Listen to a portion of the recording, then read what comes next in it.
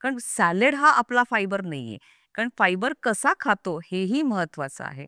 म्हणून सुरुवात करायची की काय गट इश्यूज आहेत आणि गटला तुमचा डायटरी बॅकग्राऊंड काय आहे. बेसिक फायबरची गरज असतेच, पण सगळ्यात सुरुवात होती ब्रेकफास्ट. प्रोटीन खूप खाल्लं तरी आपल्याला कॉन्स्टिपेशन होतं. म्हणजे फायबर ना खाऊन बाकीच्या गोष्टी पण आहेत, की ज्याच्याने आपल्याला कॉन्स्टिपेशन दूध जास्त पिलं तरी होऊ शकतं. तर आपण ब्रेकफास्टपासून सुरू करू.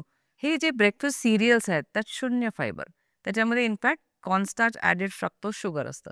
नाश्त्याची सुरुवात मग बनाना खा. Banana is soft soluble fibre. पण बनानाला विलन बनवलंय, की वजन वाढतं. बटाट्याला विलन बनवलंय.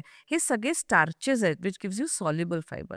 तुम्ही सकाळी एक केळं खाल्लं आणि एक नाश्ता न करता वाटीभर दही खाल्लं, पंचामृत. दही आणि केळं. Excellent breakfast. म्हणजे एक फायबर माझ्या डाएटमध्ये आलंच. भाजी, कोशिंबीर excellent fibre. Salad not a good fibre. कारण माझ्या पचनावर त्याचा ताणच येतो, की I cannot digest that fibre very well. So I think if you start जसं प्रोटीनचं आपण बोललो, की 10-10 ग्रॅम प्रोटीन हवंय. तसं फायबर जर आपण 5-10 ग्रॅम प्रत्येक जेवणात टाकलं, जे आपल्याला पोळी भातातनं, पोहेतनं, उपमातनं पण मिळतं. फक्त समजून घेणं गरजेचं आहे, की प्रोसेस्ड किती जाते. आता मलबार ते काय मलाबार पराठा म्हणजे आजकाल मी बघते, की ते डायरेक्ट रेडी टू ईट पराठाच ते येतात, गरम करतात आणि खातात. टेस्ट आहे, पण 0 फायबर.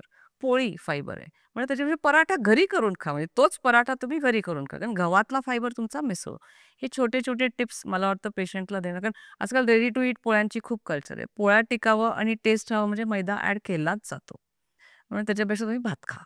कारण त्याच्यात तुम्हाला फायबर मिळणारच नाही. तर अशा आम्हाला डायटरी तुमचा बॅकग्राऊंड बघून फायबर कसा छोट्या-छोट्या मात्रात इन्कॉर्पोरेट करता येतं, हे आपण बघू शकतो.